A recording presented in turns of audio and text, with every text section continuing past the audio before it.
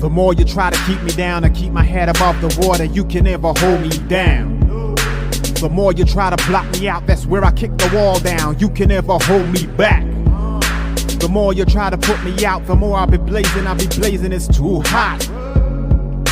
The more you try to put me in the dirt, increase my work, the expert. You see the hunger in the eyes of a survivor. Swallowed my pride, washed down with some saliva. Reinvented my whole life, mental MacGyver. One door shut, another open up wider. Listen, battle drums in the distance. Hey everybody, it's Pinecase Podcast, the podcast where music is your drug of choice, and we're back on another Tuesday evening. I hope everybody is safe and happy and well out there. Tonight we are hanging out with healer Cody Joshua. My goodness, did you shift my entire being today? Well, so it started a little while ago because I listened to you as soon as you hit the calendar, but I didn't realize how important it was to me until today when I was chaotically running around in circles, couldn't seem to get my things together, and then I put on your YouTube channel and just absolutely fell in love with everything that you do and your skill set. Yeah, I noticed I was wearing socks and I was like, I really need to just like be outside and go walk around and just ground a little bit. And then I ended up getting like most of my to-do list checked off, and I was like, oh, that's what this is for. That's why, this is why we have these conversations, and this is why what you do is so important. So can you just, before we really tuck into this, thank you so much for coming and hanging out with us here on Pinecase. It's absolutely a privilege and an honor. And yeah, thank you for coming and hanging out with us and letting us know what it is exactly, like what you do and how you got into it.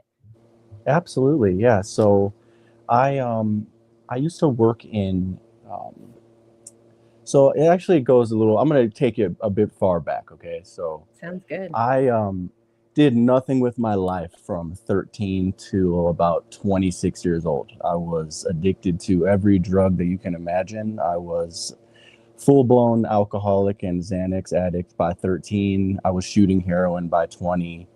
I was on meth by 22.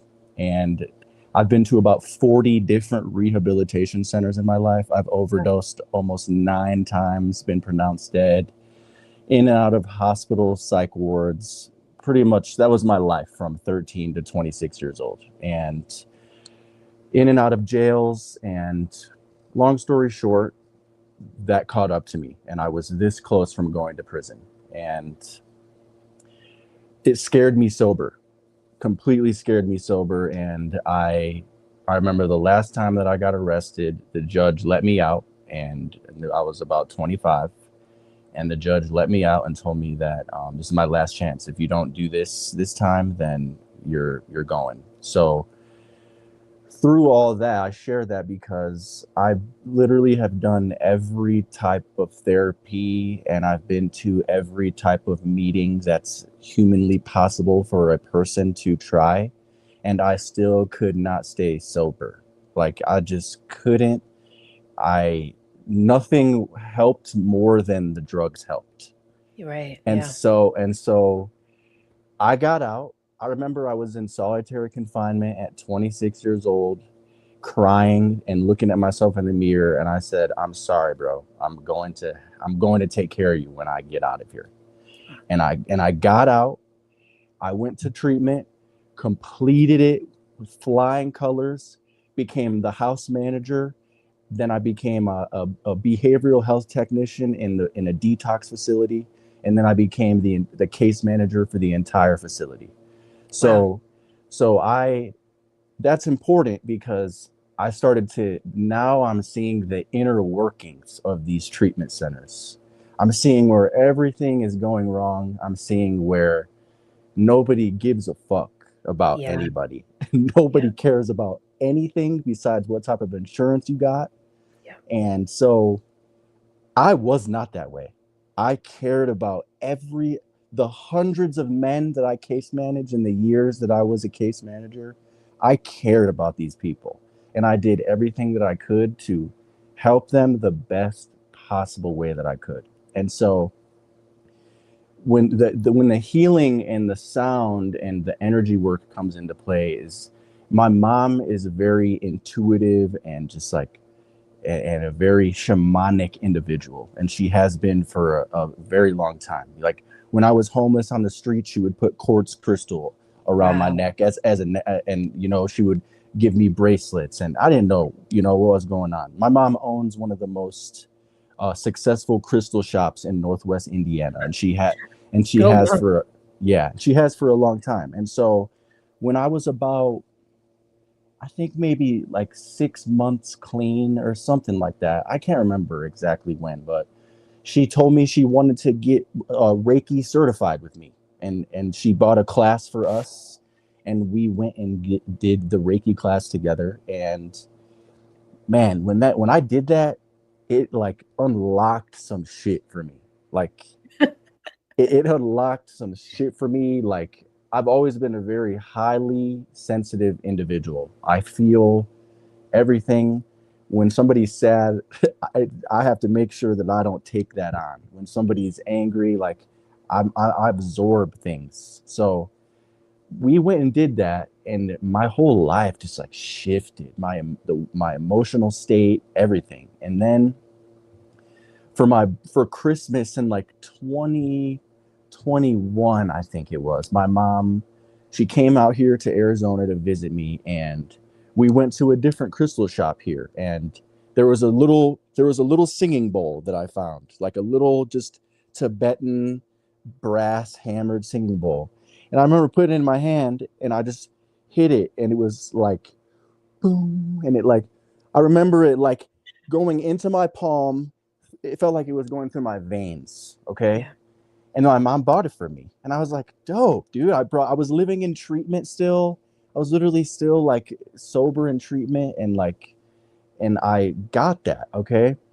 And so throughout all the treatment, I would use that bowl for meditation and just all these different things. And then I bought another little small one. And then we fast forward, after I'm the BHT and the house manager and the case manager. So when I'm a case manager, I turned my office into literally like a healing center, dude. I had the back office. I had an oil diffuser going. I had incense burning all the time. I had my crystals all over. I had my bowls in there. And then in Christmas of 2021, my mom bought me a crystal bowl, like a real, like nice one, like a big one, like made of quartz. And so I started playing that, and it just was like, whoa, dude. And it was just like a cool hobby for me. Like, that's all this was at this point. I worked in treatment, and I would use it during sessions with my clients when I was in rehab. I would see them come in all flustered. I'm just be like, dude, smell this lavender real quick, and let me play this for you for a minute, dude. Yeah. Okay.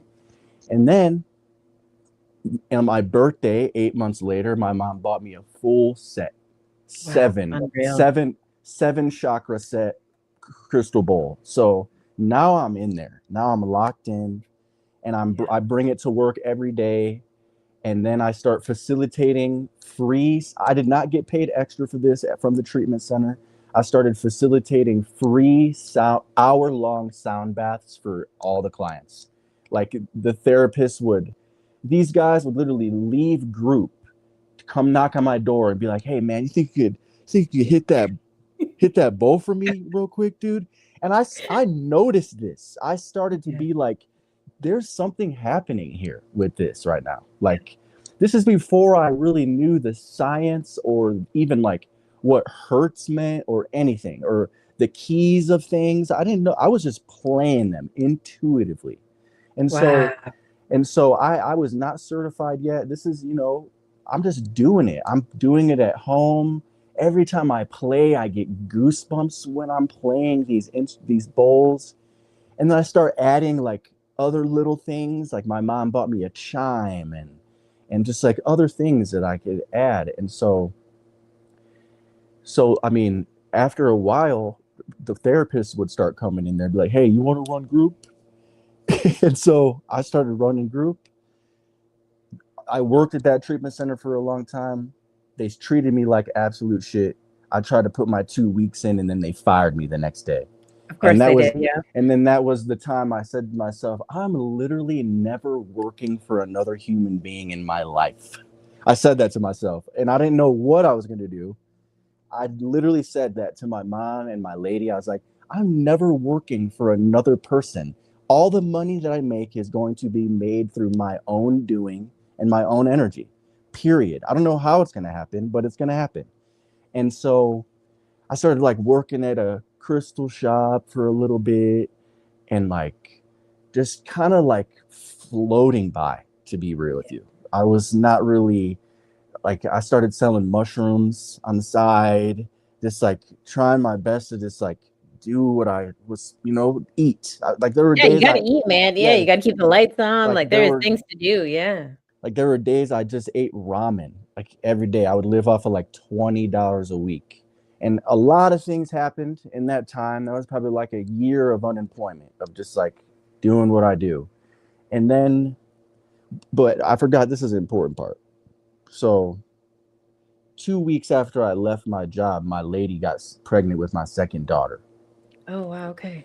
And I was like, You got babies. You also got babies to feed. We got babies to feed. Yeah. Yeah. three total. So, Mhm.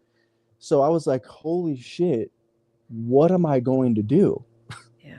I literally was living in my car. I relapsed as well. Yeah. I relapsed on fentanyl.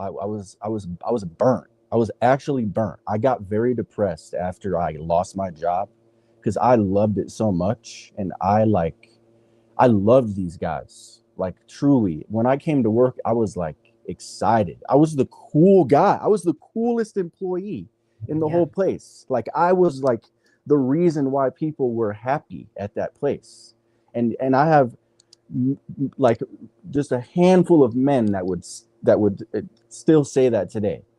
And so I'm just like burnt, man. And so I'm homeless. My lady is like now 6 months pregnant, and like 6 months through her pregnancy, I'm literally in and out on the streets, just like making some money, playing my bowls, making some money, not really making money, in a hotel, fucking strung out, just like in and out. So I get a homie bought a house, and he was like, dude, you could come get a room in here, man. Okay. You could pay $500 a month. And I was like, oh my God, thank you, bro. It was like 3 months before my daughter was going to be born. And I had all my instruments. I had all my instruments just stuffed in my car. So I would drive around with them everywhere in my trunk. And so this room was nice. Okay. It was amazing. And I set up my whole sound thing. It was been almost a year since I had been able to set up my instruments and like just wake up and play. So I was like, dude, this is exactly what I needed. Still no job, still just kind of like floating by. And then like I didn't have social media for this whole time I got sober or anything. So I decided to make an Instagram and a TikTok. And so I made a TikTok, and I shit you not, after 2 weeks of having a TikTok, or maybe like a month, it was September, the middle of September of 2022. I posted a sound healing video, and by this time I'm certified. I literally went and got like relapsed, got sober, and my mom helped me pay for a certification. I got certified in sound as a sound practitioner at the Sedona Crystal Temple. And so after I got that, it was like boom. A week later, I posted a video on TikTok, and it was with a crystal singing pyramid. And I remember exactly what I said. I literally had just woke up out of bed. I had a hoodie over my head, and I just said, please stop scrolling for a moment. And I took this, hit it, spun it, put some information about sound on the screen. The next morning, I woke up with 1 million views and 10,000 followers. Damn. And I was like, oh, this is what I'm doing. It's like, this is what I'm doing. This is it. I'm like, this doesn't just happen to anybody. I said it to myself. I'm like, this is a gift. This is a gift from God. This is a gift from the universe. But And you've so, also completely set yourself up for this moment. Like you've done all the things, like even preparing your room at your employment before and like allowing that to be a space to sit in and setting yourself up for success in your room in the new spot. It's like all the energy. And I don't think people give themselves enough credit. It's like, oh, this just happened. Like, bro, you clearly had been preparing for this to happen this entire time. Like all of these things, your mom giving you these gifts of love and even just putting in the energy to go and be certified. I mean, it I've been in some of the situations you're talking about, and it's not that easy to prioritize yourself when we're hungry, lonely, tired, right? It's like angry. It's like, how do you prioritize yourself? So yeah, it sounds like you've been working at this for quite some time, and it's and well deserved, you know? thank you so much. Yeah, of Thank you. course. Yeah, of Yeah. So course. that's pretty much how I got into it. And I taught myself how to play flute on live in front of everybody. I did not know how to play flute before I started this channel. I only was on bowls. So I've mastered over 50 type of flutes in that time. I bought a flute on live stream and literally practiced on live in front of my audience every day. So there's people that have been watching me since that time that watch me become like a master flute player. I And love so it. yeah, there's that. And so yeah, I just have taught myself more and more stuff as I go. And you know, I never had people support me in the way that they did when I started that channel. Like I remember when I saw like the 10,000 followers and I had all these videos going viral. Like I'm not even kidding you. There were days and weeks where I was gaining 1,000 followers an hour, Amazing. and it was just like, oh, and I would get emails from TikTok saying, "Hey, your video's viral. You should go live." And I was like, "Oh, okay." So I went live, and then people just started sending me money. They Yeah. just started sending me money, and I'm like starving. And like I remember when I got like $100, I started crying on live stream in front of everybody. I was like, "You guys," I was like, "Oh my God, I don't know how to handle this. Like, thank you so much." And then like they started to see my jewelry that I was wearing that I make. And they were like, "Hey, what is that you're wearing?" I used to make these jars that are filled with different crystals and herbs, like filled with intention. And I used to make them for myself. And this lady, Sandy, I will never forget this lady, Sandy, bro. She was on my live stream and she goes, "Hey, what's that little jar around your neck?" I was like, and I explained it to her. I'm like, "Oh, it's like a copper glass." It was like a little copper glass jar. And I put different herbs and crystals in it for myself, just like to match my energy. And she was like, "Nice, I want one. How much are they?" And I was like, 75. And then she just sent, I just saw the notification, 75. And then by the end of the live, I had 10 orders for that jar. And then throughout the next 6 months, I made like $10,000 off of those jars. And I created a whole live stream where I would just have crystals and different herbs, literally like hundreds of them everywhere. And I would make these jars in real time for each person. And I would write their name and I would make a scroll with each crystal and each herb and why I put it in there. And so it became my life. I literally started to be able to take care of myself and like I like learned how to be an artist. I was so blocked. I was in survival mode. My nervous system was broken entirely. I couldn't even sleep at night. I would wake up in a panic every day, barely able to take a full breath for a long time. And even throughout the years of being on social media, I was still feeling like that. Like I just started to feel normal like 2 months ago. It's a wild it's a wild letdown when it actually starts to happen, and I keep trying to explain that feeling to people because they're like, I don't know how to articulate it. But I'm like, at some point, I actually stopped task managing my life. Like I stopped worrying about getting ready for this thing that happens at 3 o'clock or 2 o'clock or whatever. And I started just enjoying my day until that thing happened. And then situationally, I would just be prepared and ready to go because I was already talking, I was already hydrated, I had already eaten because I had started my day already. And so, Right. those things that I used to anticipate with such stress and anxiety and like, and here I thought I was like really accomplishing stuff, but like I was losing 8-10 hours of a day just getting ready for this like one moment. Right. But I don't know, at some point that shifted, and then you start enjoying life. And I don't know how to explain it to somebody or how to get them there, which is why these tools are so important. And I'm so, first of all, I'm I don't want to cry because it's like it's not my story to tell, but it's so refreshing to hear that the internet worked for the individual in the right way for the right reasons. I think like if we are going to exploit people's time like this, then it should be best served for situations like this. So I'm just like super happy for you that that's the way that it went. I think it's just such a Thank you. beautifully organic story that I don't know why it's making me tearful, but I'm so impressed by it because I think that more people deserve to have a bit of pocket change for the amazing things that they do. So it's really refreshing to hear that it actually works for some people. So yeah. Yes. But yeah, it also in just enjoying life, like we just get stuck in these like in these like, well, a lot of people call it like paralysis, right? It's like, oh, I can't get anything done and I'm stuck on the couch and I haven't left my bed, and I just want to be like, you just get up and go outside. But it's just not that easy, right? It's like I can say Right. that now, but it hasn't always been that easy for me. I mean, there's definitely times where I just didn't understand how to get myself motivated, or even like just appreciate like the things that I did have, right? It's easy to be like, well, I've been, been at it for 20 years or whatever, but I still don't have anything to show for it. And it's like, right, but you still have, four walls and you still aren't that hungry. And, if you got to go outside, you could probably strap some shoes to your feet. So it's just easy to get stuck in that, like,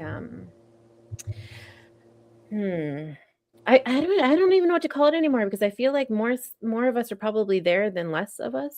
Like it hasn't always been like that, but yeah. Yeah, for Yeah. me, it was literally like I've been through so much therapy and verbally worked through so many things in my mind, Mm-hmm. but the trauma is in my body. Yeah. It's in my heart, it's in my lungs, it's in my hands. And so for me, it's like I'm so brutally self-aware that I would like get angry at myself for feeling these ways because I'm ready to go in my mind. Yeah. I'm ready. I'm organized. I'm ready to go.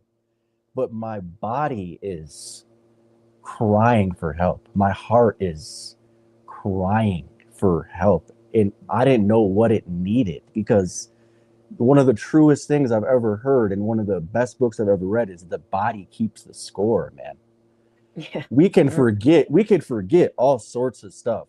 The cells in Mhm. our body do not. Yeah. They do not forget. And so overdosing 9 times, being Yeah. addicted to Xanax at 13, like literally overdosing on Mother's Day and senior year, like these things, like, and I can only laugh about it now because it's like my body did not forget any of that stuff.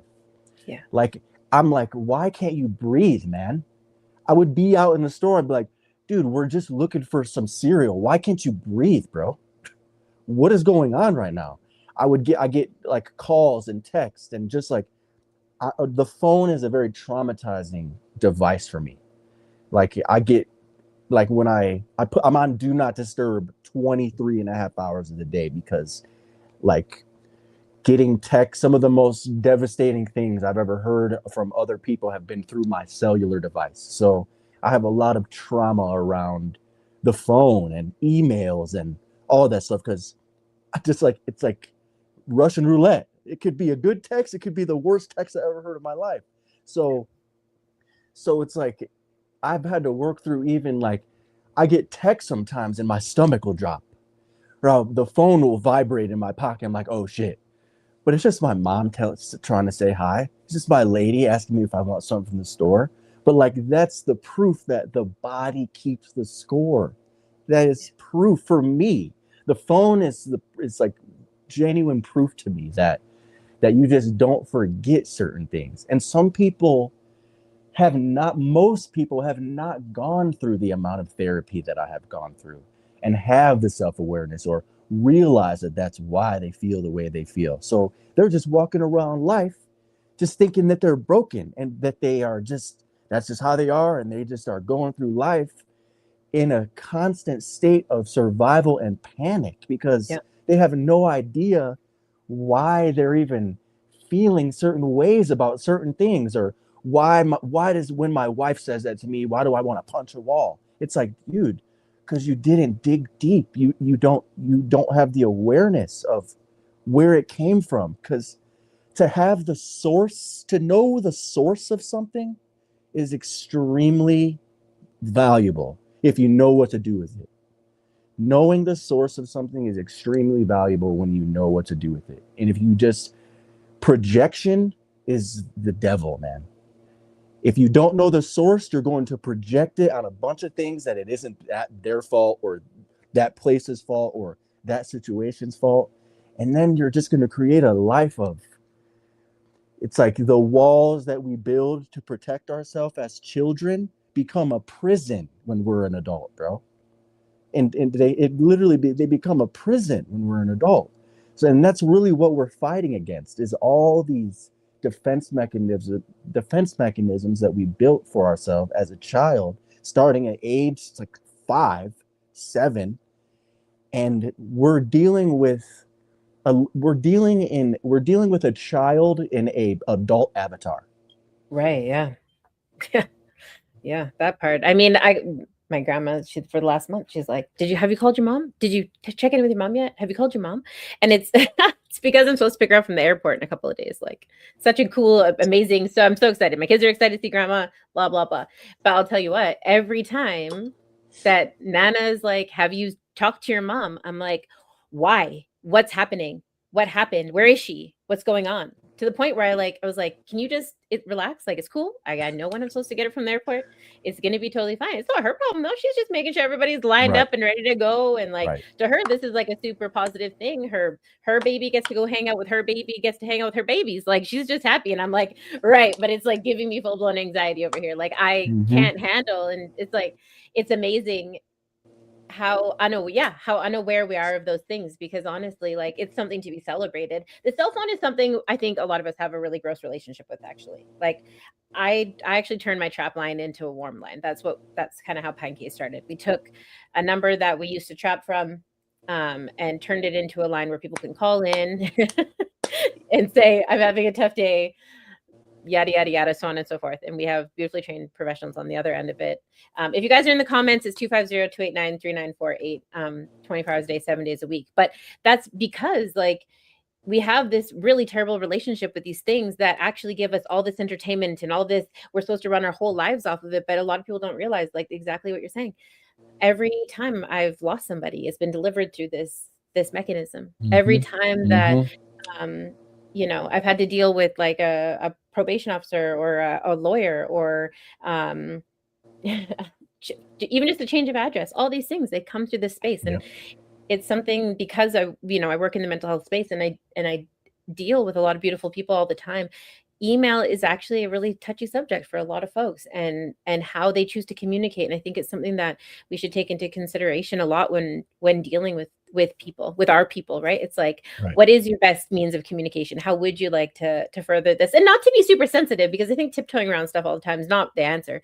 But at the same time, like, for one person to blast off 10 emails and be done with their day is not such a big deal. But yeah, maybe the person receiving that can't even get to that email anyways, because their email is so full of other stuff that they can't even see it in there, right? And it's like, yeah, it looks so different for everybody. But it's interesting that you bring that up, because it's just something that we've all just stuck into our back pockets and lived life, and it's like not that big of a deal, and it's supposed to be this great thing. But trauma and drama looks like so many different things, and we're surrounded by it all the time, and yet we don't seem to be able to have the tools to create the right space and foundation for ourselves, which is why earlier I said, like, you're building these spaces intentionally the whole time. And I think that there's more to be said there, because we're responsible for ourselves, and I don't think we do it enough. I know I don't do it enough, and I'm well aware of like every plant and window and thing in my house and where it sits and why it's there. But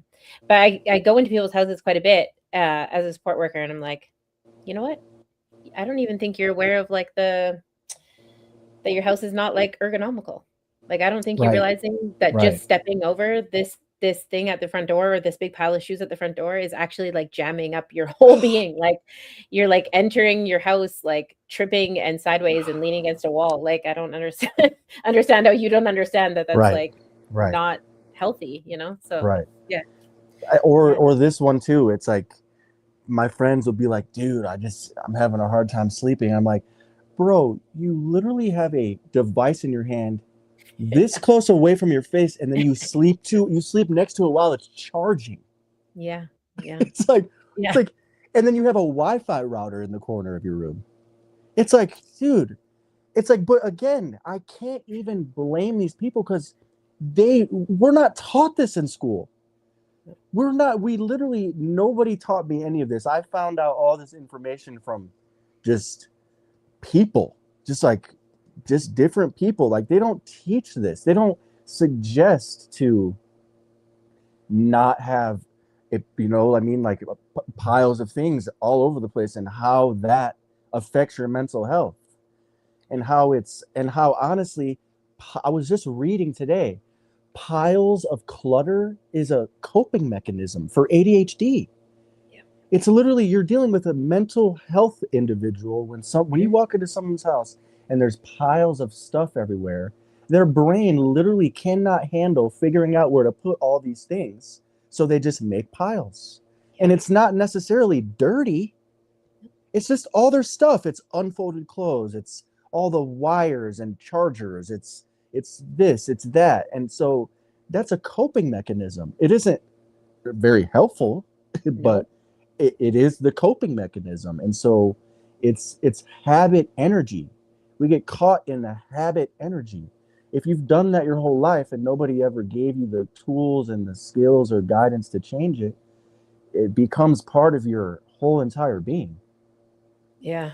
Well, and just walk, it's like there's so many times where it's like you're tired because you're not sleeping, but there's stuff all over your bed, all over the couch, all over all these spaces that are meant to relax. Your bathroom is absolutely chaotic, and these are all spaces that would be used as like a stepping stone into slumber. It's like you're supposed to be able to come into these spaces and like let down, but yeah, it's unfortunate that we aren't taught these things, right? It's like, well, I mean, we don't have to get into the politics of public school, but I do think that we could definitely try a little bit harder. There's things that, taxes and changing a tire, and I joke about that a lot on the show. It's like, if we just start with those things, and we might put our kids on the right track. But again, just giving them some tools that they can use to sort through some of this stuff. I have one, not to call out anybody in my household, but I have one person who like everything's sanitary, like everything's sanitary, organized. And then I have another person of like about the same age that is absolutely not. And it's interesting because I'm like watching them problem solve in real time all the time. And yeah, I interject a little bit after everyone's settled, but I'm like, okay, but right, like I don't care if you have to hot tub even, but just like go give yourself that little bit of space before you go to bed. Like, I don't care if it's a hot tub. I don't care if it's a walk. I don't care if it's your music. My kids are allowed to have speakers in all their rooms. Like, I don't care what it looks like, but like allow yourself that 45 minutes to an hour to like have that bit of a letdown. And it has to be in a decent enough space. And I think maybe as their parent, that's where I take a little bit of responsibility for like the cleanliness, because I do understand like the pile situation, although yeah, not to be too picky or not to be too proddy, but it's like, I feel like that's where we can support each other, support our friends and support our family members. It's like, hey, like, this is obviously too big of a situation for you to deal with. Let me just start in this one little corner over here without being offensive and just start cleaning out a junk drawer. It's amazing like what happens and how you see the pieces kind of come together by just cleaning out that one drawer, like the momentum that's built from like kind of picking a corner Yes. and going, right? It's Yes. like, Like, like right now, I'm literally sitting in my the one side of my room where I sew and I create clothing and do that, and it's chaotic over here. And I've had a really hard time getting my projects done. And for the last couple of days, I'm like, man, I got it. Even though it's all stuff I'm making and creating, but like even your art space where you're creating stuff, like that should be organized and cleaned every once in a while. Like how am I going to draw anything with no space on my desk? Like Yeah, I'm literally sitting next to a desk where I can't even put a notebook down and write on it because I've been just doing it, like sewing my ass off and just doing all this stuff. So I'm intentionally gonna organize this at some point in the week, because it's like, yeah, that is a reflection of how I'm feeling inside. And if I clean and organize things just by design, by osmosis, my thoughts are going to become organized. When I look at things that are organized, I don't know, I can't say that's for everybody, but for me, I look at a mess, I'm feeling like a mess in my mind.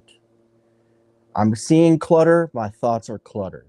I'm sitting if I'm pushing over a pile of clothes in order to lay on my bed, what do you think my quality of sleep's going to be like that night? These energies, that's where I'm big on energy, obviously. clearly, yeah, of course. Bad energy, they live inside of those things. That's where they live. Spirits, negative spirits live in clutter. That's where their house, they live inside of that stuff. Why would I want to sleep next to that? No, you got to pull it apart, air it out a little bit. Like, it's got to air it out a little bit. Like, just give it a little shake, pull the pieces apart, put some of the things away. And Right. It's funny. I read an article a little while back that said that it's child abuse to allow your kids to live in a space like that you've created, which I actually agree with. But even more so, it's like, right, okay, but we created a whole generation of parents that don't have the coping skills to not live in those spaces. So like, is it child abuse? Right. Well, it was like intergenerationally child abuse because it started somewhere, and it's tragic because it seems like such an easy solution, but how do we, well, then you also got to find the time to support your people into getting those things done. I mean, I find it challenging even just to do it for myself, but there is value in it. Like my desk, I like avoided my desk for so long because I had to clean it off before I can edit. I got to clean it off before I can sit down and maybe make new content. I got to, it's like things sat in boxes for so long. And I was just like, this is absolutely ridiculous. Like, I've invested in myself. I've done all these things, like just clean the space. And I was like, dumped the whole table over, put the things up that I needed, and then just had like a whole box of other stuff. And I was like, I'm not putting this in a closet somewhere. It's going down the road. Like, it's going down the road because there's also value in this box for somebody else who probably needs it more than I do. So like, it needs to get out of the space and go down the road to the next stop because it ain't here.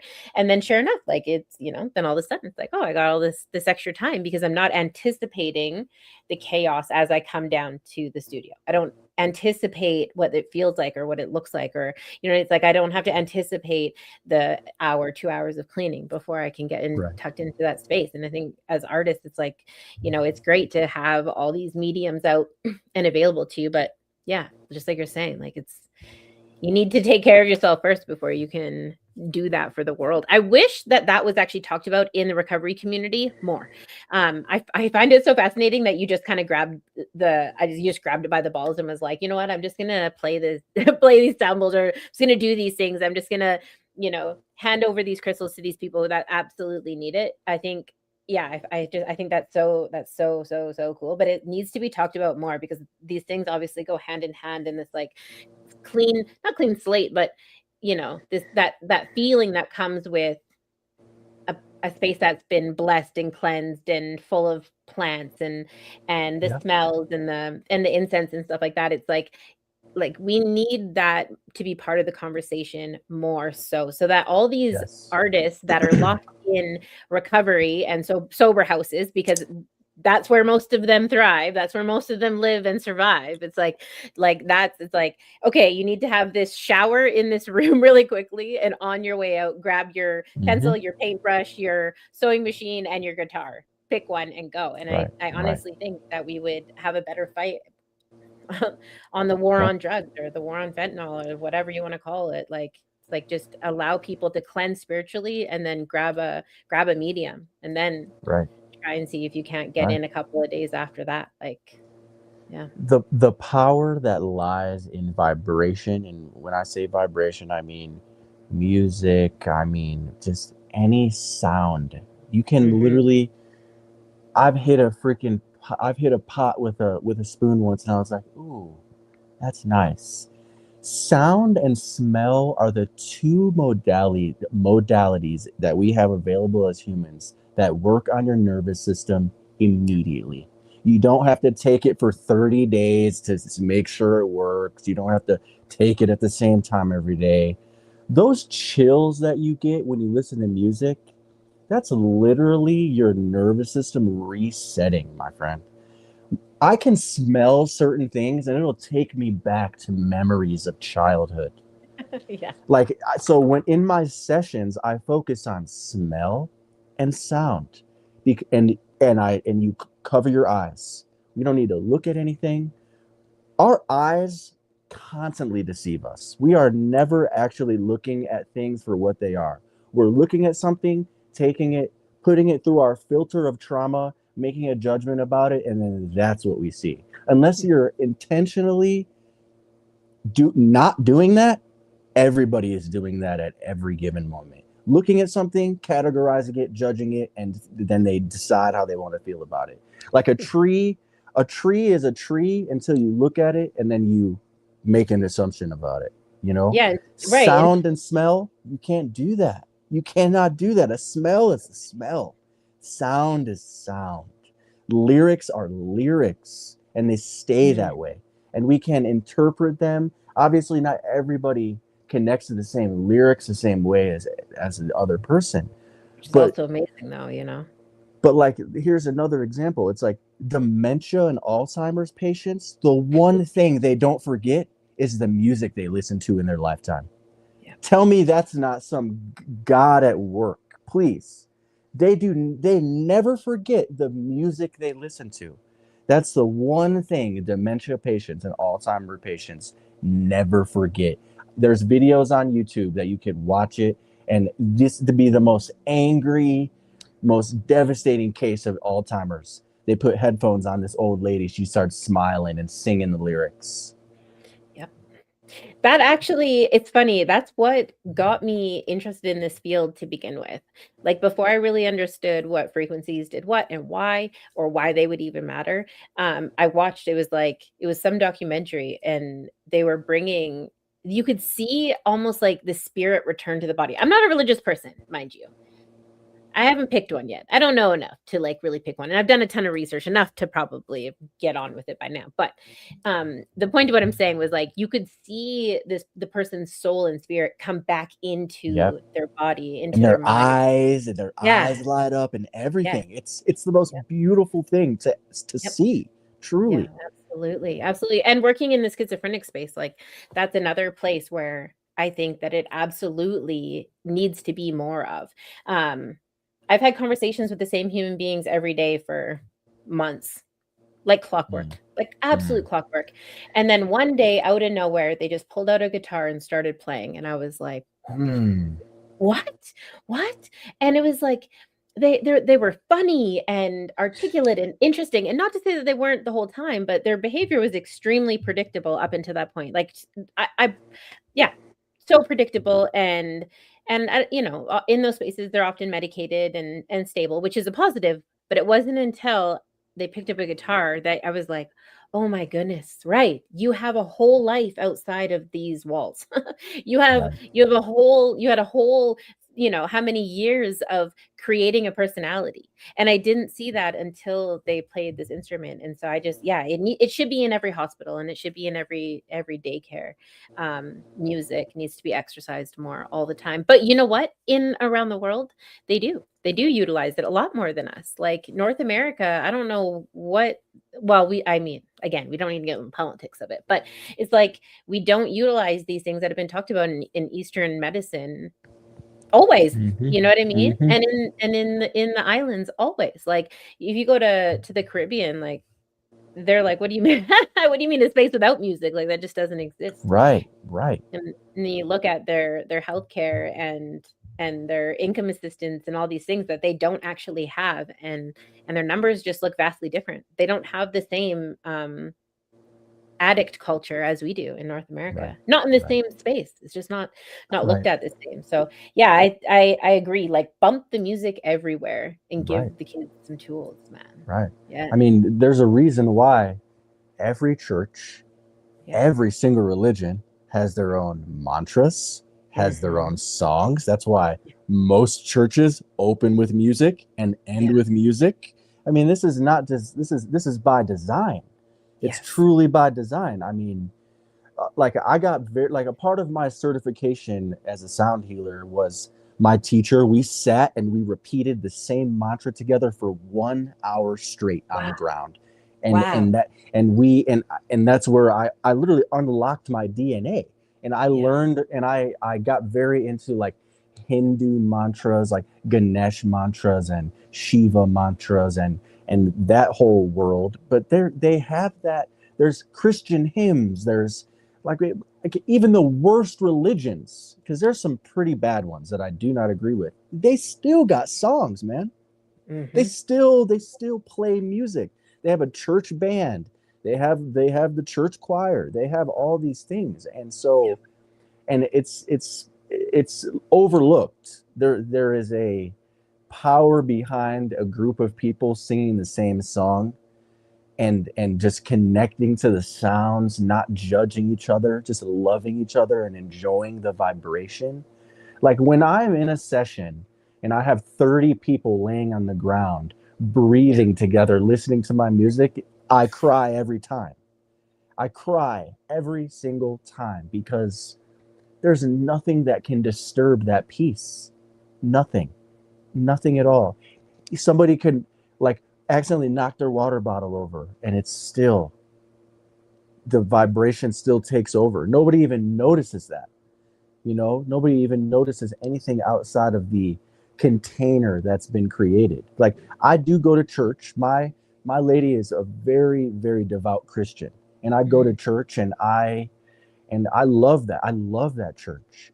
We sing at the beginning, and my friends are up there like playing their music, and it's powerful, man. Like I consider myself to be an ominist personally, which is a person that sees truth in all religions. I can literally I've studied and learned about so many different religions, and the message is all the same. Absolutely. It's all the same. It's just different words, different books, but in the source and the core of every religion is absolutely the same. It's always is. And you just can't even argue that. We can choose to disagree, and the only reason why we don't like other religions when we claim one is because we think that's the only one, and that's limiting yourself. You're limiting yourself, and you're blocking yourself from so many different points of view, because there's many truths to be seen, and there's many truths you could pick them apart. You just take what you resonate with, and you could make that a part of your day. Like I light incense, I drink tea, I light sage, I go to church. I do all sorts of things. I did communion the other day, drink some wine. You know what I mean? I like all of it. It all has a healing property for me. I wouldn't want to, as long as there's a music, I'm going. Yeah, I agree. I made the mistake of watching Zeitgeist a long time ago when it like first came out. I don't even think I don't even think YouTube existed yet. You had to get like rip torrent, blah blah blah. And at the beginning of that, Yeah. And at the beginning of that, it was like it's full of a lot of like hate spiel and information, depending on how you're looking at it. But anyways, it's like it takes all the religions and then breaks them down in such a way that I was like, whoa, like, Yeah. okay, we all it is the same, it is the goal remains the same. Like we all do need like Ja or Ra or whichever. Like we need that in order to function. And I mean, we have we deal with livestock, so for us, like I don't really care what you call that, but we do need the sun. Like I need it for my skin, Right. but we Right. also need that to grow the crops. So whatever people choose to worship, I think that yeah, it all looks very much the same, Right. but it feels the same, because the same energy that I get from maybe going to church with my grandma is the same feeling that I get when I'm like running my horse, like Right. in the Right. sunshine. It's like that feeling. And maybe the music's a bit different, but the whatever frequency horses do with their hooves on the earth, like Mm. that should also be Hmm. studied a lot more. Equine therapy is a real thing, my friend. Mhm. Very real thing. Yes. Because Yeah, who are absolutely. we to judge another person for how they're finding God? Right. Who am I to judge you because you don't find God in the same places that I find him, you know? It's Yeah. like I appreciate and I respect any way that another person finds that energy. And God to me is good orderly direction. Yeah. God. It isn't some, you know what I mean? That's it for me. Good orderly direction, you know. There's always the right thing to do, and when we choose that thing, that's God at play. That's you choosing God. We have always two decisions at any given point: raise our vibration or lower it. Always. Any activity we choose to do at any given moment, it's either going to raise it or lower it. Are you going to choose the God way or the other way? You know, that's it's so simple for me. Feel like it's so simple for me, but I've just been studying this topic like forever. You know what I mean? It's so beautiful that there's all these examples and things that we can do to get to the same place. And it's like, oh, just give yourself the yes, the check, the whatever that you need to like just plunge in 2 feet first.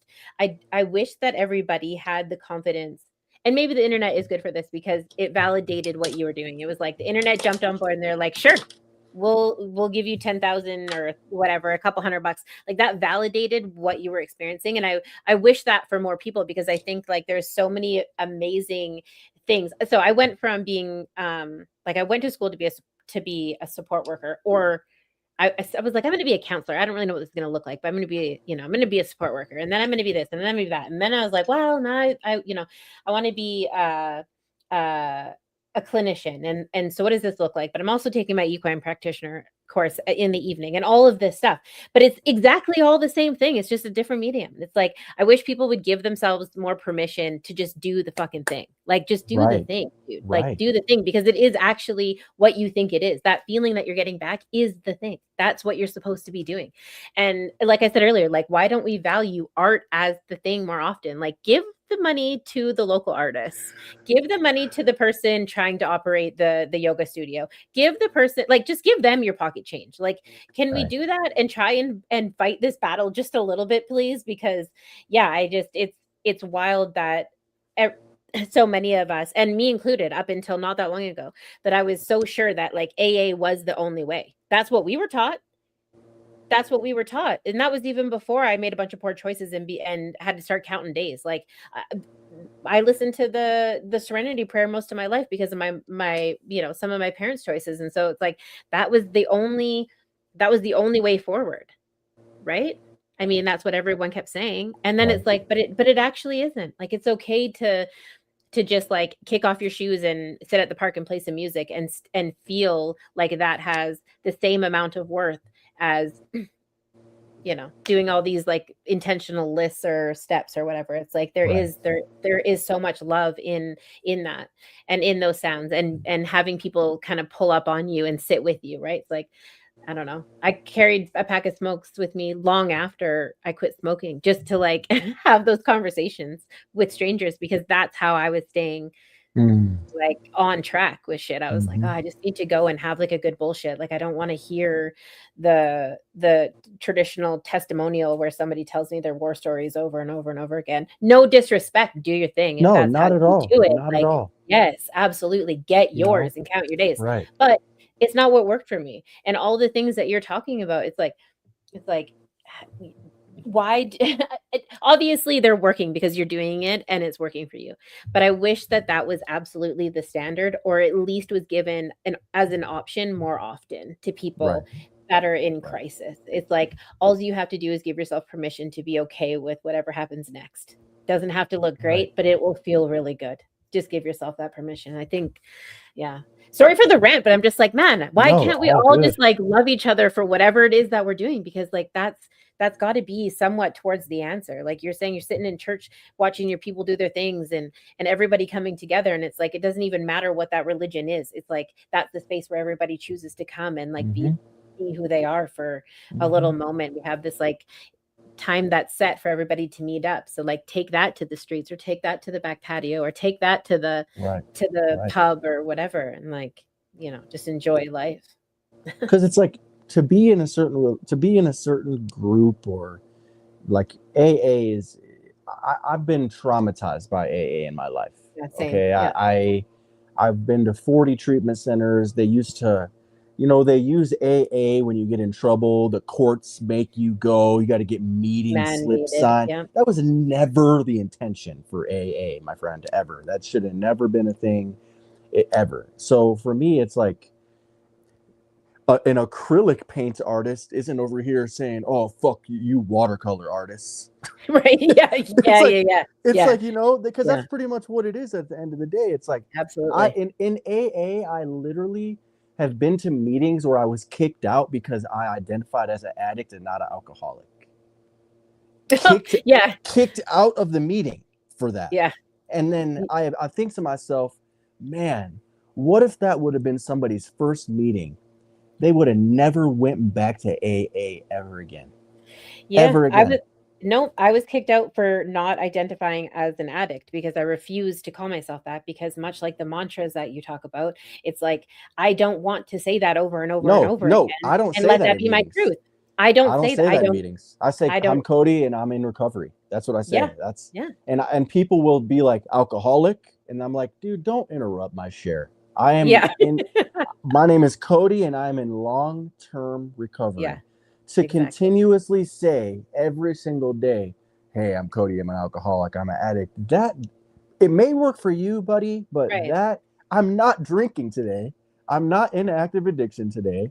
I struggled with addiction and alcoholism, but to identify as that for the next 20 years and the only place I feel safe is in a meeting with other people that identify as that, I'm sorry. My life is bigger than that. My purpose is bigger than that. I am here for so much more than to just be an addict in a meeting.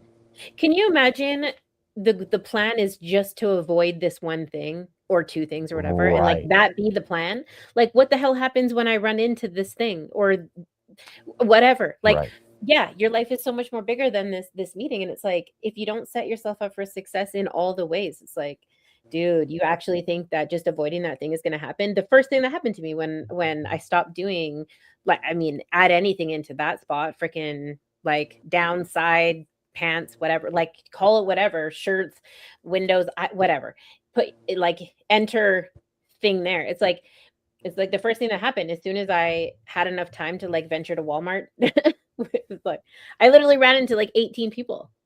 Right. So like then what happens? Like, okay, start this trip all over again. I guess I'll stay at home for 72 hours and hopefully I don't like dehydrate so bad that I die, and then try this again. It's like, no. You got to learn about like nutrition and hydration and sleep first. Those are like super important. Like super, super important. When you got those locked in, like then we're going to give you the next couple of steps, which should be like, you know, turn on some tunes, open up some windows, and like, you know, find some value in yourself. Like volunteer anywhere or be an ambassador for something. And I think we should also give people that opportunity more often. Like, every performing arts theater should have ambassadors at them. Like, give everybody a reason to, have a shower or throw on some pit stick or not or whatever, right? Like, just to like primp themselves up a little bit. Like, give everybody a job, an usher, ticket taker, I don't, whatever, like whatever it is, and give them value. Because the reason why AA works the way that it does, or people say that it works the way it does, is the 2% of success that they have actually comes from the sponsors. So just do that, then make everybody a sponsor of their own life. Give everybody the same value and the same worth as the sponsor. Then just take the 2% and multiply that shit. Like, what's the holdup? Like, just do that. Like, those people aren't better than you because they maybe have more days than you. No. Like, give everybody value and then see what happens. Because I'll tell you what, like, for myself, as soon as I realized that I was like actually a human being, and that I like the things that were working for me weren't totally crazy, and I was capable of holding down a conversation with somebody normal outside of like the streets for 5 minutes, I was like, oh my God, I'm so fucking great. Like, I'm so great. I'm amazing. I'm this amazing, cool human being that not only has like life skills, but I also get to like have these textbook skills now because I put myself in that position, and blah, blah, blah, blah, blah, pre, post, whatever, addiction or not addiction, call it what you want it. It's like, I have all this life experience that nobody else has but me. And I get to then bring that into the world. Whether I choose to share that with everybody or keep it to myself, I am amazing. And I don't know why that's not the standard. Play some fucking music, drink some water, and go outside, man. Like, go outside. Talk to your neighbors. Talk to your neighbors. Like, throw some food on the barbecue. And when somebody shows up and says, that smells good, invite them over. You know what I mean? Like, things like that. Like, we don't talk about that nearly enough. It's like, yes, I think that everyone's recovery or sobriety should look like how whatever works for them. But like, man, is there a whole other piece that works equally, maybe not equally, even more so than the standard? Which is you are that example, Cody. It's so cool that there's like another person in this same universe as mine, in the same timeline as mine, that has found, recovery in this unique way. When you go into the institutions, into the courthouses, into the rehab spaces, detox, all of those spaces, like, there is no music anywhere. It is deadpan quiet. Like, I distinctly remember hearing people like try and live their lives, like people like farting and like coughing, and you can hear like the lady making, peanut butter and jelly sandwiches. Like, it's just like, holy shit, man. Like, I need some sort of buffer between me and like the rest of the world right now until I'm ready to get into the rest of the world, right? It's like, I just need this little bit of a buffer, and it's just like, man, like, we need to put some music on, Yes. I would literally call treatment centers. Yeah. Before I would go to them years and years ago, and I would say, I'm not coming if I cannot have my phone for music. I don't care about this 30-day blackout. I got music down. You could take my SIM card out. Yeah, totally. I had a treatment center that I would connect my Bluetooth headphones to my phone, leave it in the office, and I would sit outside the door. Because I was like, dude, you guys aren't getting this. And like, I'm like, how bad do you want to get sober? Really badly. But why does that have to do with anything of me hearing music? Yeah. Like, seriously, I don't understand. You guys, like, when I ask somebody what their favorite music is, and they just don't know, I'm like, wait, what? Yeah. I got like 7 favorite songs right now. Yeah. It's and also, like, how bad do you want treatment? But like, I also don't want to rip my fucking skin off my body. Yes, like, it's like treatment doesn't have to be miserable, and I hate my life. Like, I already know, or I already fucking think I'm a piece of shit, bro. Right.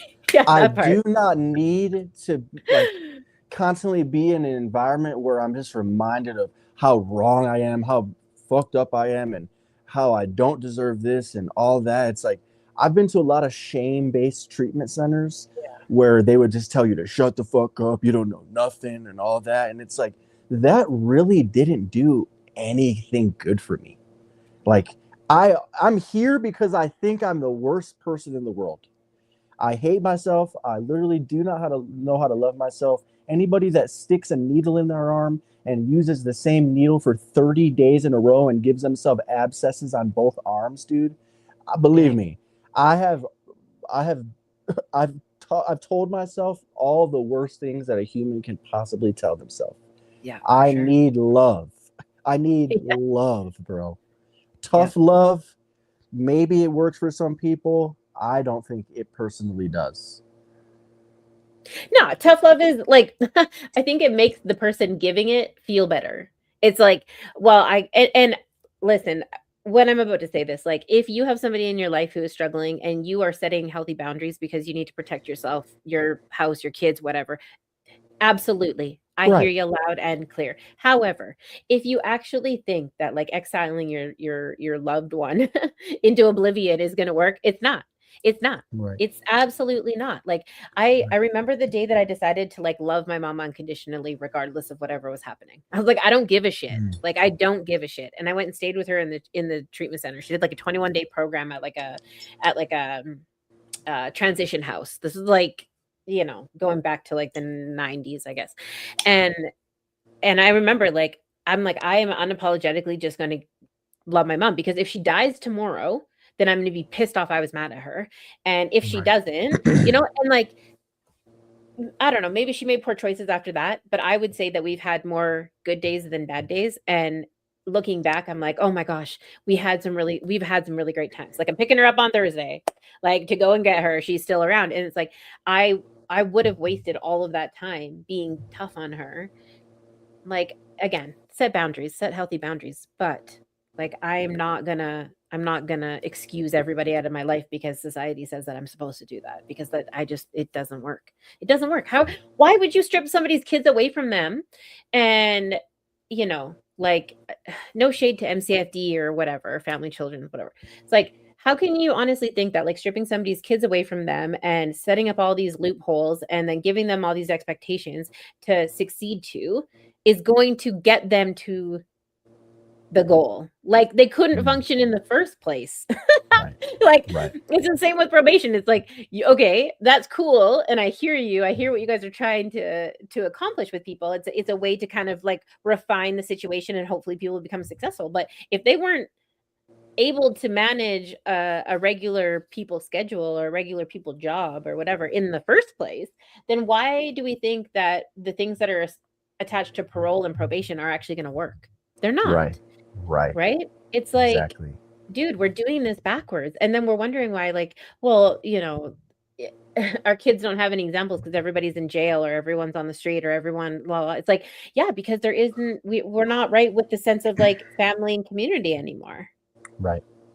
Bring that part back. Right. Or maybe we never had it. I don't know. But yeah, I just refuse to like be that in people's lives. And not to make it about me, but I think you got something right there, because like, yeah, just need to like hug on people and love on people. Right. Like my dad, I was born to teenage parents. My mom was 16. My dad was 16 years old, and he went to prison for 7 years, 4 months before I was born. Okay. Yeah. I never had a father in my life. It ruined him, and he continued to go back and back and back. And he went to an adult prison from 16 to 23 years old. Dang. And so I watched that system take my father away from me. Like I watched it, like I seen it happen. And to this day, my father is still so hurt and traumatized by the things he experienced in that system. Me being a person that was on probation from 15 to 27 years old, I had probation officers in my life where I had to bring my therapist to the meeting because of how terrible I was being treated. A probation officer, the definition of a probation officer is a person that is supposed to help you raise your vibration and guide you to a better life.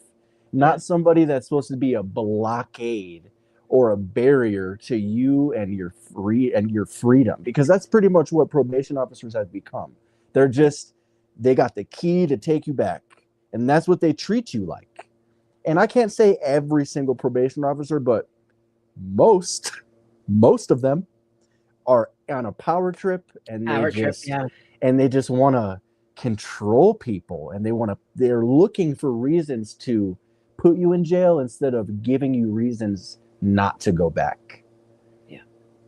Every experience that I've had has always been on like a long weekend. And it's like, yo, like you just waited right until Easter weekend to throw that person back. Like, what? Over a 5-minute breach that didn't really exist in the first place, because you definitely had a conversation with them down at the front desk. Like, you waited until, like, they've been doing that same routine day in and day out. That time every single day, and you didn't want to call it until Thursday before Good Friday. Right. Exactly.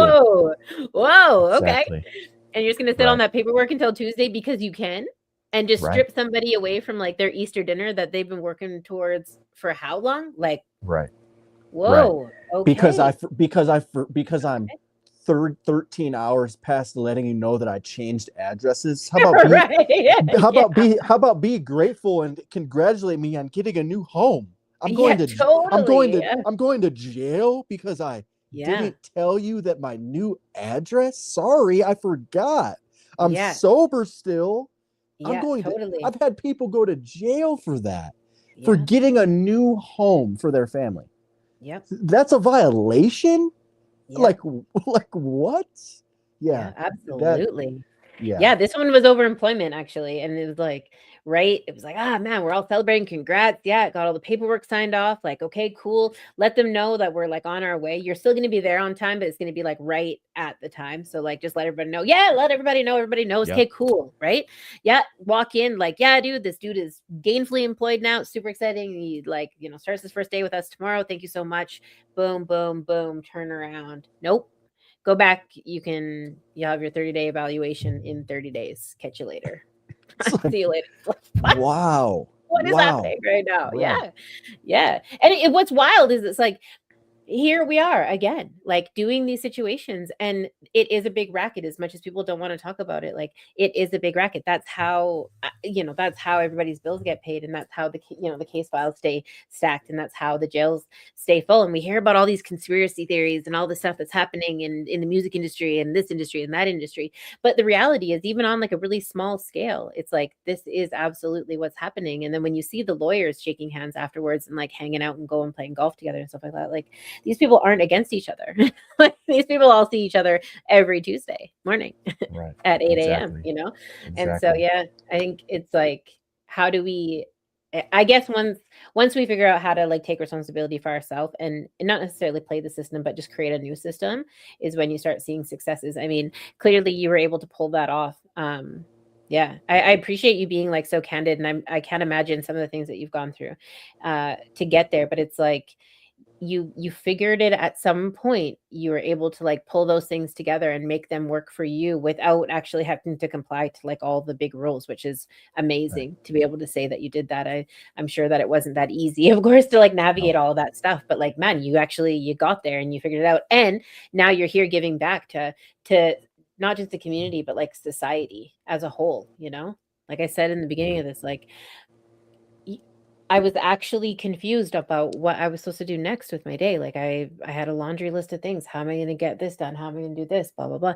And then about halfway into, I can't help myself with pineal detox, because obviously Pinecase, like it's named after, respecting people who utilize their pineal gland to help other people stay out of pine boxes. Like that's in a long way why it's called that. It's like, well, we're not a mental case, but we're a pine case, or, we need to use our pineal gland to stay out of pine cases or pine boxes or whatever. But anyways, so when I seen like the detox, I was like kind of curious to like hear what that would feel like.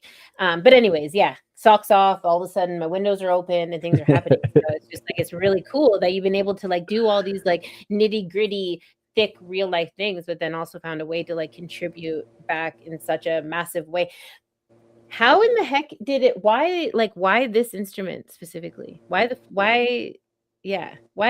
So that literally, man, like I blew up on social media, and I was just doing bowls, and I met a guy named Clark, and I started to give away free sound healing with my brother Derek. He's a yoga instructor, and we started this thing called Breathe Light. That's what a Okay. session is with me. It's called Breathe Light. And we started giving away these free sessions at the park, and they just blew up. And that's where I met this guy named Clark, and he worked at a local like crystal shop, and he had some flutes, and seriously, it was this simple. He was like, "Hey man, you should get a flute." And so I drove to Sedona, bought a flute, and that was it. I had no previous like interest or anything with woodwind instruments at all. And then I started to and then once I started playing, I was like, oh, I need another one. And so I have over like 50 now. And so, and then I started to learn about the different keys and the hertz, and how each key in music is directly associated to different chakras in our body. Like the key of A is the third eye. The key of B is the crown chakra. The G is throat chakra. F is heart chakra. E is solar plexus. D is the sacral, and then C is our root chakra. And so I was like, I had this idea. I was like, oh my God, I need to get a flute for every chakra so I can heal people's bodies. And so, and then I started to learn that 432 hertz is the frequency of the universe. And in the mid and like 1940s in Nazi Germany, they made a switch from the radio waves being 432 to 440, and it was the day that the world weaponized vibration. And then I was like, holy shit, dude, 440 is such an unnatural frequency to listen to. It completely keeps you just this much disconnected from yourself. And it's literally how they brainwash people with music. All music on the radio is 440 hertz, and it's damaging our minds, it's damaging our brains. And so I was like, I am literally going to make music that heals. I want music that people can listen to heal. I don't even want you to have thoughts in your brain when you listen to this music. And so all my flutes are tuned to 432 hertz. Each one is a specific key for a specific chakra. I've had them all custom made from different parts of the world. I have a root chakra made in Ukraine. I have a G throat chakra made in New Zealand. I have a crown chakra made in New Zealand. Like, so the flutes, and then I started to get into the scales.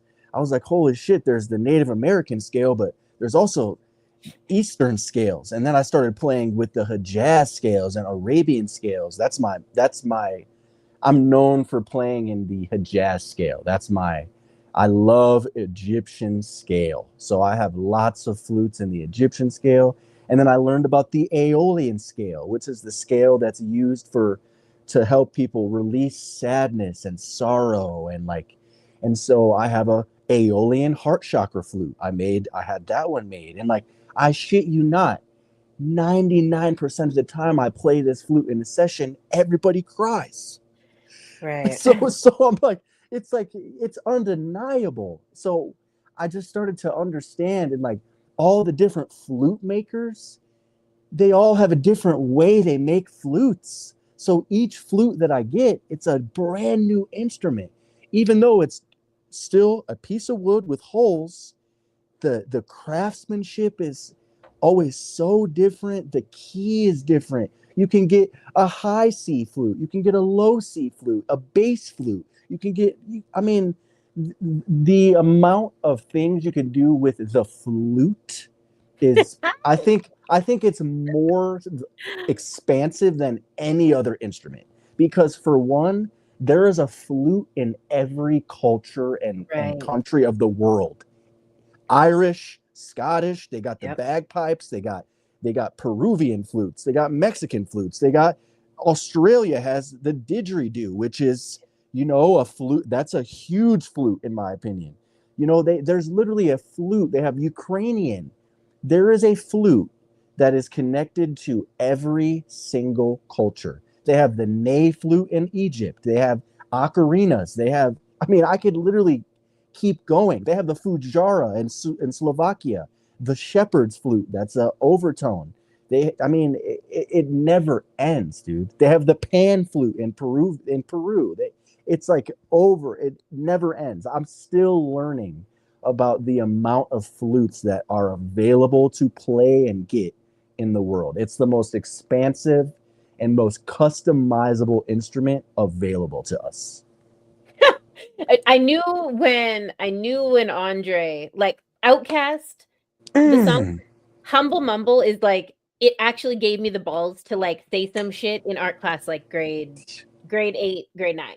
That's when I started like just making shit out of clay and like fucking up the program, like writing shit on shit that I wasn't supposed to be doing, submitting assignments with KKK on it because I was like, well, it's in this song, like, it's in this song. Like I was just using it for every excuse ever, always. And then right, and so when he came out with some flute music, I was like, oh my god, like because he's always tapped, dude. He's so tapped in. That album was released the day after my son was born. Wow. And I laid in the delivery room with my son laying next to me, and I listened to that album. And it was just a few months into my flute playing, and I was like, oh my god, you just made flute playing cool, dude. Yes. And then my following count went even higher because everybody was like, yo, you want some Andre 3000 shit? Yeah, and I was like, yes, dude, yes. He taught people what 432 hertz was, man. Yeah. Like people that would have never even thought to listen to that type of music just because they love Andre 3000. They put that shit on and it completely opened their minds to a whole different world. I knew it, like, well, and Erica is my girl, like always, and has been like, it doesn't matter like what decade, whatever. Like she's always been, when everybody else was listening to like, I don't even know who was cool back then, but anyways, I always had Erica on. So those have always been kind of my like standards. Like if they're doing it or on something, then like in about 10-20 years, then everybody else will start to figure it out because they're like tapped in to a totally different wave of information than most of us. And I would argue that like in that same standard, like you're in there somewhere tapped into that same information because there's not everybody, right? Like, and obviously like you've worked your ass off to get there and have allowed yourself to be open to these experiences and things like that, but you can kind of tell. And like, not that I have a ton of practice, but I've had enough people sit on this side of my screen to know kind of like which ocean they've kind of gotten to. And it's like, yeah, it's fascinating. So, not to sound totally crazy, I just mean that like there is definitely some historical stuff that people have been utilizing for a long time. Yes. And that's why we get things that are like the same information in different parts of the world that are the same thing. I guess maybe the pyramids would be like a really kind of like surface example, right? Like you have the same measurements for like the Mayans as you do for the Egyptians, right? It's like the same information, but there was no way to like connect that information to each other. So obviously they're both kind of tapped into that same space. And so listening to you talk about what you're passionate about, I feel like in my heart, like you're kind of tapping into that same information as some of these great artists like Andre and Erica and things like that. Like, yeah. Thank you. Yeah. Thank you. Thank you. Yeah. Erica is one of my favorites. Erica is one of my favorites as well. I grew up listening to her albums with my mom. Yeah. Yeah. Yep. And she is a sound healer. Mm-hmm. She has been utilizing sound for her whole career. She's a sound healer as well. It's always been in there. And it's like, even not that maybe maybe that's the beauty in it is like, she's just making music, but she's been putting it in there without the education for everybody because she's just like blessing everyone, like little sprinkle here, little sprinkle here, little sprinkle here. And it's like the people that are aware of it, that make their music in that frequency, it's like it's such a gift, right? It's such a gift to us. We don't even know what the hell's going on. It's like, holy shit. I mean, Yeah. All of Michael Jackson's music is recorded in 432 hertz. Yeah, Jill Scott's another one. Yeah, there's a bunch of amazing artists out there. And It's just also like, Justin Bieber's new album Swag, that's also yeah, in 432 hertz as there you well. go. Yeah. Well, and it's wild, like, because we just don't even realize when, like, what we're living in all the time. And it's part of like the fluoride conversation when you're talking about like the day that we switched over, and it's like, well, they were getting us from like all sides, right? They were Yep. like, okay, we're gonna fuck up the radio, and then we're also gonna like start putting this stuff in the Right. water, like, right? So it's like they knew what they were doing, and to act like that wasn't all happening, like, well, you can live under the, you can put I your mean, head in the explain to me why all church bells were destroyed. right. Yeah. I mean, that's an example enough. Yeah. Like, Yeah. that's a little bit weird, don't you think? There used to Right. be a church bell that went off on the hour, by the hour, everywhere up until the mid 1930s and 40s. Very weird. I would have liked to have those growing up. Yeah, totally. Totally. I would have liked to have had a lot of stuff though, like, just freedom of expression without being looked at as like a total quack. And like they stripped that from us as soon as they started, like, reefer madness. They're like, oh no, no, you can't do any of that, you hippie. Like, what the heck? So there's like, yeah, I mean, in the same way that we should have ambassadors in recovery in that space where to make people, to feel good about themselves. I think that there is already ambassadors in the healing space. Clearly, you're one of those human beings, and when, yeah, it's so funny. Hey, when you come across them in your life organically, it's like all I want to do is just like, it's like, not like wrap you up and make sure you're okay, but it's like, oh shit, okay, everything's okay over there in that part of the world? Okay, cool. Like, it's like I immediately want to be like, you good, okay, next question. Like, all the time. It's like maybe every like once, every 360 or whatever. It's like, okay, you good? Because they're just, you guys are so not few and far between, but the ones that choose to like actually stick with it and do some stuff. I mean, the Egyptian clarinet, there's a couple of videos that go off into that, and that alone, if you never ever did anything else but just that catalog of videos, that alone has done so much for the culture that it's like we have to protect you at all costs. It's like, you know what I'm saying here? Like, it's like, holy and people shit. love that Egyptian clarinet, man. I didn't realize like that was a Father's Day gift for my lady. I was like, I really want this, and I taught myself how to play it in one day, and it's people's favorite instrument. And the next thing that I think is going to really get me up there is I'm going to learn how to play the duduk, it's an Armenian flute, and it is it's a double reeded instrument, a double reeded flute, and it is the most beautiful sound I've ever heard in my life. So that's my next venture. I'm going to get myself a duduk. So look out for that. Yeah, I was gonna say, you heard it here first. That's really interesting. So, and like, I guess there's still space to like be learning and taking it in and allow us to kind of follow along. Before we get out of here, where can everybody go and find you at? So my main platforms. So I'm on TikTok. I just post little things on there. I don't really like TikTok too much anymore, but I'm very heavy on YouTube and very heavy on Instagram. So I post a lot on Instagram. I sell a lot of my custom clothing on there. I have long hour videos on YouTube. I post very often meditations. I do readings and all that type of stuff. So yeah, I'm on Instagram at Cody Joshua _ healing sounds. And then on YouTube, I'm Cody the Sound Healer. And then I'm on every streaming platform. I have about 4, or I forgot how many albums I have now. I have a lot of albums out.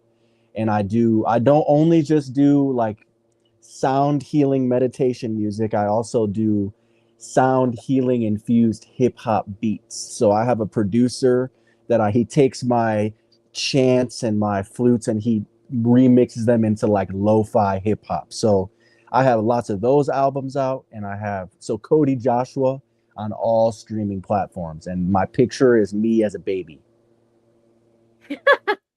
Wait, we didn't even touch. Okay, thank you for all that, but we also didn't touch on the giraffes. I was like, dude, there were so many like random things that I wanted to know about.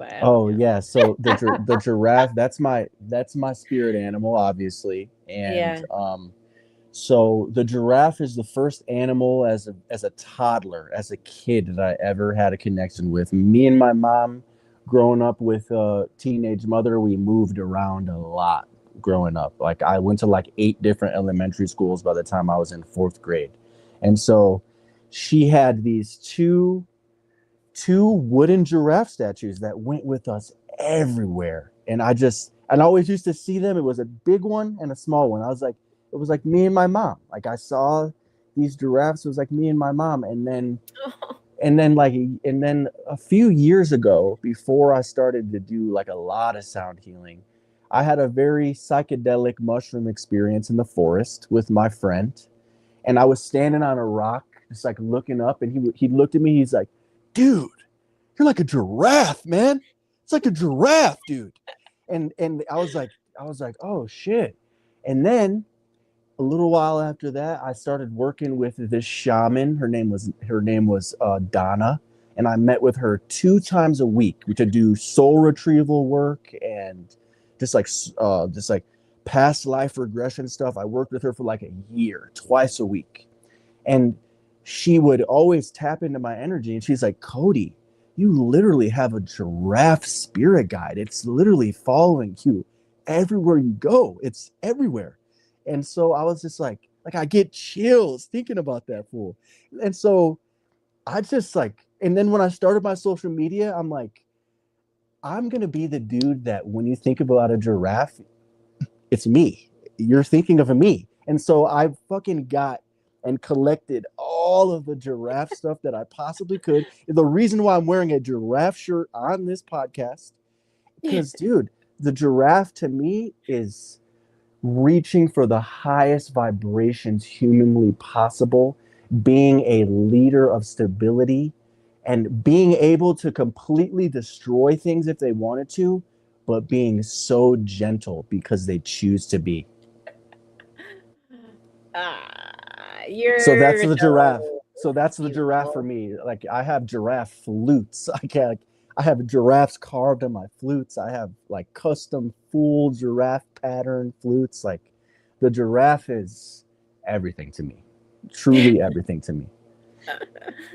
Dude, you're just such a cool human being, honestly. Like you're just such a cool guy. Like thank you so much for like walking us through some of your life. Like it you're just such a cool human being. Thank you so much. I appreciate this opportunity so much to just be seen.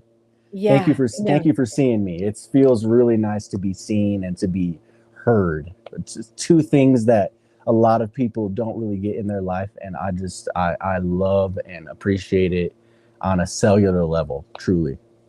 Yeah. Well, the feeling is absolutely mutual. It's funny. Like I don't get often. I have no idea what happens when we set into this thing. I know that I'm gonna try and understand a little bit of somebody's story, and then we're gonna talk a little bit about music, and then we're gonna wrap up and then get out of here. But yeah, I'm pleasantly surprised all the time, and tonight was just it felt like such a I felt like such a gift. Not often do I like focus on my posture. Like I don't know if you realize the things that you actually are controlling in a space naturally and really comfortably. Like there was times, much like taking my socks off earlier, I was like, oh yeah, like it's okay to like sit this way so that I can like actually like shoulder to shoulder and like have a conversation with you. I know that we're across the screen, but like there's so much unspoken things that were happening in this conversation for me that I don't often experience. And I appreciate all of that because we get to bring these conversations to people and in the comments and just to say like we see you in the comments, you guys. Thank you so much for everybody that's come and hung out with us. It's like everybody in the comments that hangs out with us in these gets to experience the conversation. Not often do I also get to experience the conversation while having the conversation. So those are different experiences for me. And I think that goes along with like all the things that you're really aware of in your day to day that allow me to hold that position in this. So I like, thank you. Yeah. Thank you so much. You're so welcome. Yeah. It's such a pleasure. And also like, at Pinecase, we have things like a scholarship, and we have our warm line and stuff like that. And so when people come and sit in this beautiful space with us and share their story, their testimonial, and their skill set, and their passion, we're able to quantify that a little bit and give back to the community. And so, thank you so much for the donation of your time and experiences. Yeah, and blessings. Like, we talked about religion and maybe not being religious and being overly religious, and it's like these are one of those experiences where I feel very blessed and very honored to be able for things to line up, that this is part of my day job. Like, what a cool gig, man. So yeah, thank you so much for joining us. You're so welcome. Yeah, and thank you for your transparency and candidness when it comes to the recovery piece of your story. Of course. It absolutely, like, it saves lives. I know, the more we talk about it, the less stigma that is out there and exists for people. And I know that there's a lot of people out there that struggle with even just asking for help or admitting to themselves that they have a problem. And so when we're able to have these conversations and talk about some of the stuff that's happened, it allows people to maybe reach out and find those spaces and places for them to be to get healthier in. And so we appreciate that as well. Of course. Man, what a Tuesday evening. Like, what a Tuesday evening. Cody Joshua, it has been such a pleasure. Listen, I'm like, I don't even know. Not often am I like lost for words, but I genuinely enjoyed this. And I'm so excited to be able to like take this conversation and show people in my life. And there's some people that would really value from hearing specifically what notes that they need to be paying attention to and what frequencies they need to be paying attention to. And so to hear that in like a really textbook 1, 2, 3 ABC sort of way is just, it's absolutely, it was cool to hear, but it's also like super neat to be able to take that back in and maybe add it into like our daily life. Yes. For everyone in the comments, if you guys haven't already, like I dropped the YouTube link for your for your beautiful page. Go in there and just check it out and add it to your playlist. I think it's great to plug people's music, and I think we need to support the artists and support, local and support the local artists. However, I think just as important as maybe booking into an appointment to a counselor, or going to the dentist to go get like, a checkup and some scans, x-rays, whatever you need to kind of move forward. I think that adding you to people's playlists, is equally as important. And so yeah, add it to the toolbox that you guys have or that you're just starting to build, because it definitely made a difference to me. And so hopefully it'll make a difference to you as well. Listen, I'm like trying not to like indulge in the comments too much, but there's some very beautiful people in there tonight. And so thank you guys so much for coming and hanging out with Cody and I and sharing this amazing conversation about all the things that you can, that you've experienced and that you can do for each other, and for yourself. So. Yes, thank you. Thank you so much. I have a new song releasing tomorrow, and it's my favorite song I've ever recorded. So look out for that. It'll be on Spotify and all that stuff. Oh, shoot. Okay. Yeah, subscribe and share. You guys go like and follow, and add it in. We get to wait with bated breath for this new cut, so I'm really excited to check that out. And also, and also we got another show for you guys Tuesday evenings at 8 p.m. Mountain Standard Time. So if you go ahead and hit the notification bell, like, follow, share, subscribe, all of that stuff, we do appreciate it. No, we're not too pushy, but if you go ahead and do that, we do notice and we thank you so much. So we'll be back here again next Tuesday evening with another beautiful artist. We highlight everybody from mental health professionals to musicians. My gosh, we've had crocheters on here and the likes. So Tuesday, 8 p.m. Mountain Standard Time, 7 p.m. Pacific. That's 10 on the East Coast. You guys take care of each other, stay safe, and we will see you next Tuesday. Okay. Bye for now. Please stay strong. The further you take my rights away, I'ma run to it, refuse to hear my voice. Speak loud when I spit it, but you don't get it. You just wanna be a side critic. See somebody else showing hate in the side of the road with it. Now how would you feel standing on the sideline and watch the color of a nation deteriorate over time?